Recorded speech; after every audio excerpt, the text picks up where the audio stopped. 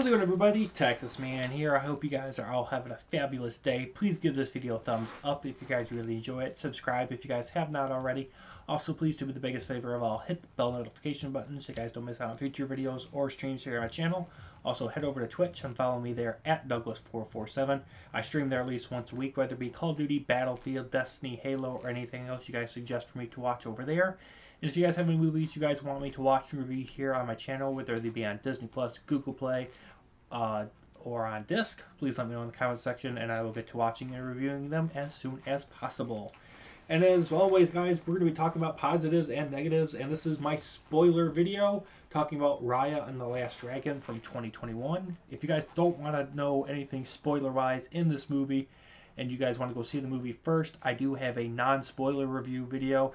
About 5-6 minutes long. Go ahead and check that out. That came out a few days ago. So this is going to be talking about spoilers. This is your spoiler warning. And yeah, so first of all, I'm just going to tell you guys right off the bat, this movie gets a 7 out of 10. Because I've already technically reviewed this movie, I just want to get that out of there. This is just going to be nitpicking and talking about spoilers, things that I thought were good and bad in more detail. So first of all, this movie, I thought, just to recap from my non-spoiler talk, I thought this movie was great to watch. It was fun to watch something original, not a live-action remake, a prequel, a sequel. This movie is going to be great for kids to watch and for most parents. There's a lot of predictable things that we're going to talk about in here. I did laugh constantly.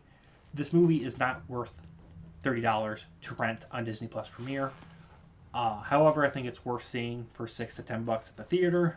And me personally, I'm going to end up buying it on Blu-ray so I can rewatch it with friends and family that don't have Disney Plus, or just to watch it and say, hey, I have that on Blu-ray. Do you want to rent it? Or if you guys want, you can just wait until June 4th, and it will be released on Disney Plus, your normal Disney Plus subscription, for free at no charge. Here we go. We are going to shred this movie to the ground.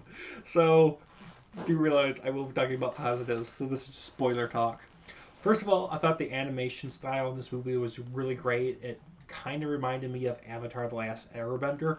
Thankfully, though, this movie is nothing like Avatar: The Last Airbender or How to Train Your Dragon. I have had a lot of friends and family members saying, no, I don't want to go see Raya and the Last Dragon. It looks like an Avatar and How to Train Your Dragon ripoff. I am pleased to say this movie is nothing like that. It borrows certain elements and like maybe themes and like animation style, but it's not. This movie is original.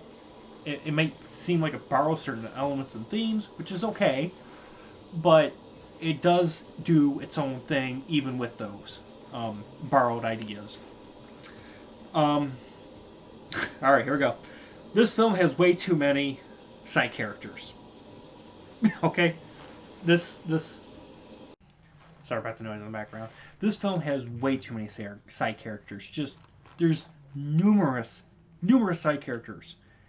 And it's really bizarre because once you start to care and you begin to love them for their arcs immediately come to a screeching halt, and then another character shows up and they repeat the exact same process. And they do this for an hour and a half. This movie's almost 2 hours long. The first half an hour is a bunch of setup. I'm just like, there's way too many side characters. I wasn't sure who I was supposed to really root for in this movie. The ninja baby character in this movie and the monkeys were just irritating. I'm just going to leave it at that. They were irritating. Also, if it wasn't for the baby ninja and the monkeys, most of the movie would not actually happen because they do a lot of the heavy lifting. Raya doesn't do anything except talk and have sword fights. She doesn't do anything. As the lead character, especially being one of the title characters of the movie, that's a really big problem. Speaking of Raya, the actress that played Rose in Star Wars 8 and 9 voice acts Raya, and I think she did a really phenomenal job. I'd like to see her do more voice work in the future. This is a 2-hour movie, supposedly. Unfortunately, it becomes a 2-hour fetch quest. This is a 2-hour fetch quest where Raya is having to locate a dragon. And then when she finds a dragon, she has to find pieces of the dragon stone gem, which leads the group traveling to and from. I know I said this wasn't supposed to be an Avatar ripoff, but I couldn't help it when I was watching this movie. I'm just like, they end up doing a fetch quest throughout the Grass Nation, the Desert Nation, the Water Nation, the Tundra Ice Nation, and then lastly they go to the Fire Nation. I couldn't help it. Like, I don't even remember what they're actually called, what the 5 nations are in this movie, but they are so derivative of Avatar: The Last Airbender. It's really funny. Um, like I said, this movie, the film has a theme about trust. This is my biggest pet peeve with this movie, okay? Is the movie is about trust. Everyone constantly beats Raya and basically the audience to death that you need to trust people, trust people, trust people. The problem is that Raya doesn't trust anybody in this movie until the very end, until the world is coming to the brink of annihilation. Raya doesn't trust anybody, but everybody else does, which is really weird. Everyone is telling Raya and the audience basically to trust people. Yet anytime Raya trusts anybody, or any other of the characters end up trusting people, they are tricked to, they are lied to, they are betrayed, they are literally almost backstabbed, they are basically killed. One of them gets killed. I'm just like, I'm sorry. When everyone keeps saying to trust people and then everyone gets lied to and betrayed, it's really annoying when they say 5 minutes later, after the backstabbing has happened, trust them. It makes no logical sense. It's just poor writing. Literally, not until the world comes to the brink of death and destruction does anybody believe in trusting anybody properly.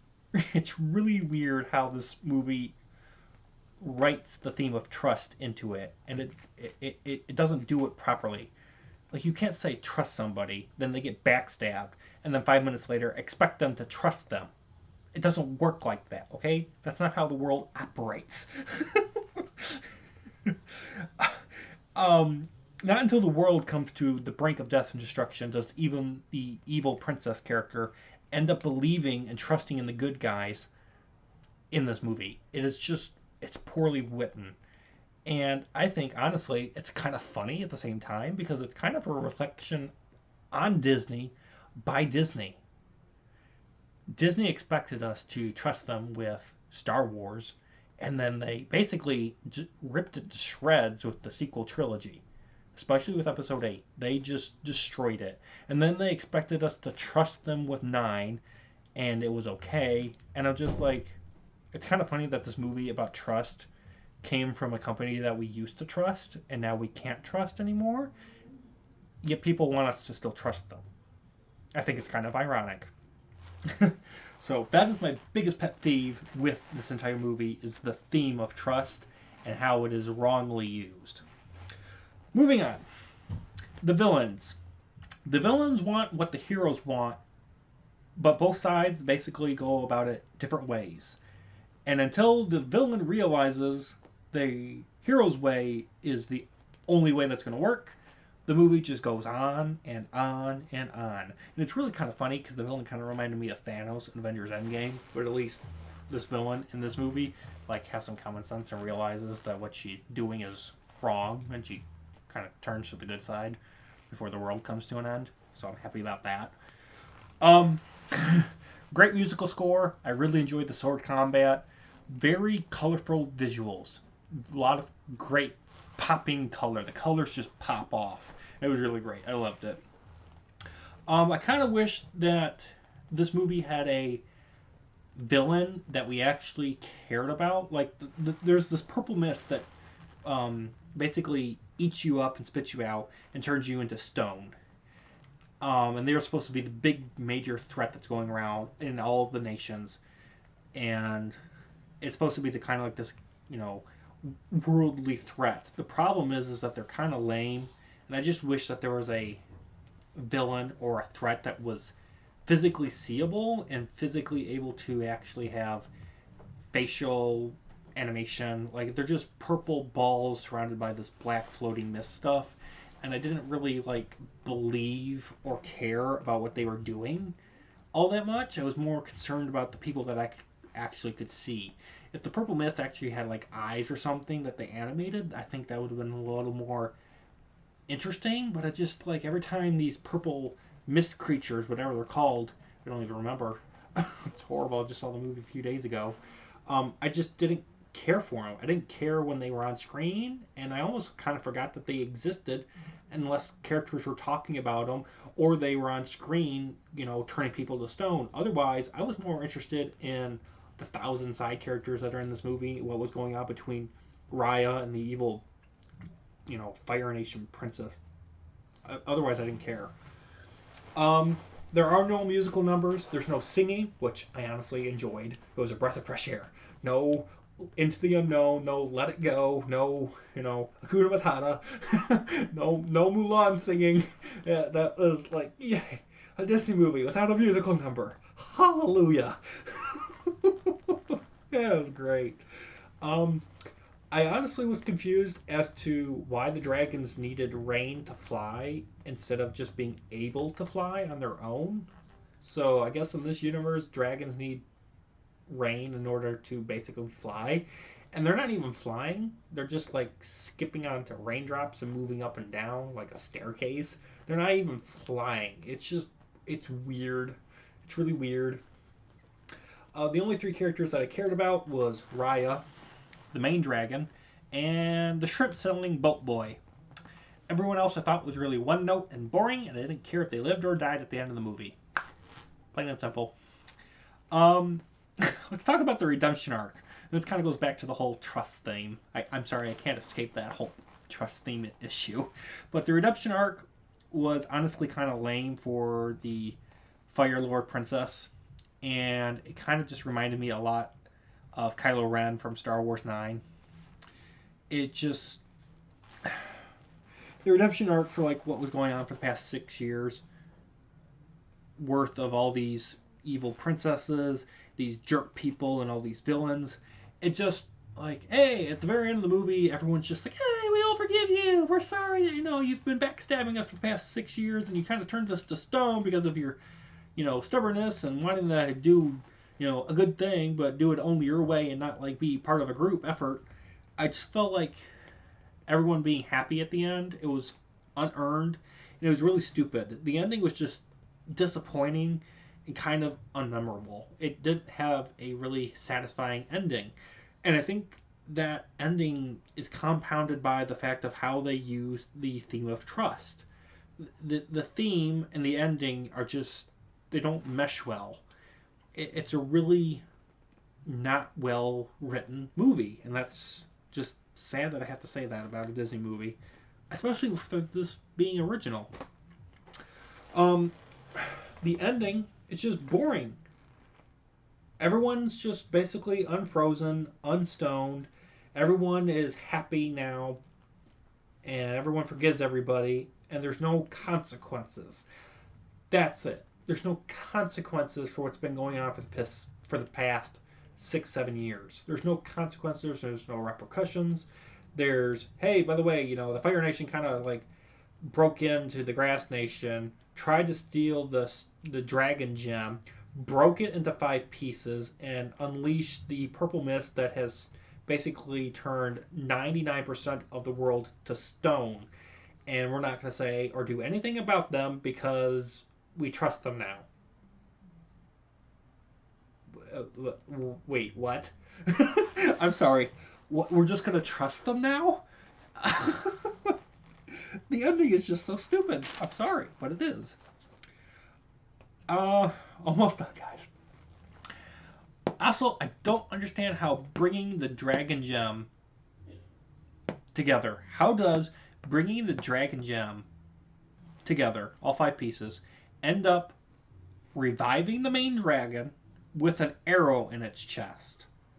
It brings a dragon back from the grave, and then it turns everybody that got turned to stone 6 years ago back to normal, and then everybody that was turned to stone, like the dragons that were turned to stone 500 years ago, they're no longer stone, they're back to normal, which breaks the logic of how magic works in this world, because if the stone was supposed to defeat the purple mist, which turned things to stone 500 years ago, why did it not unstone everything those 500 years ago?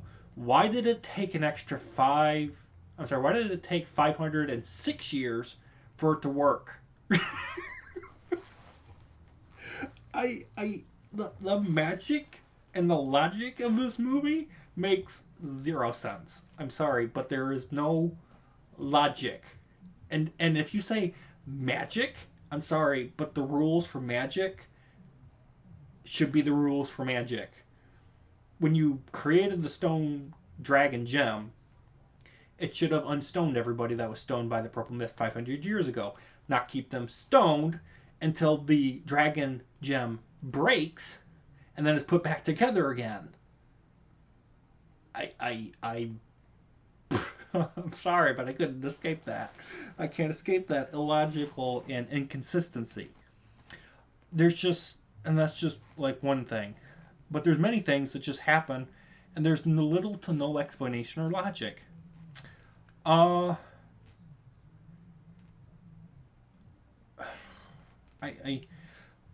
last thing. I guess being a dragon nerd makes it okay for you to make dumb decisions, and everyone is just supposed to be okay with it. This movie's writing is so bad. This movie has so many dumb decisions in the writing. There's so many inconsistencies. The problems with trust, the theme of trust, and the redemption arc at the end. How did Disney think people were just supposed to like fly by the seat of their pants and enjoy this movie? I don't get it.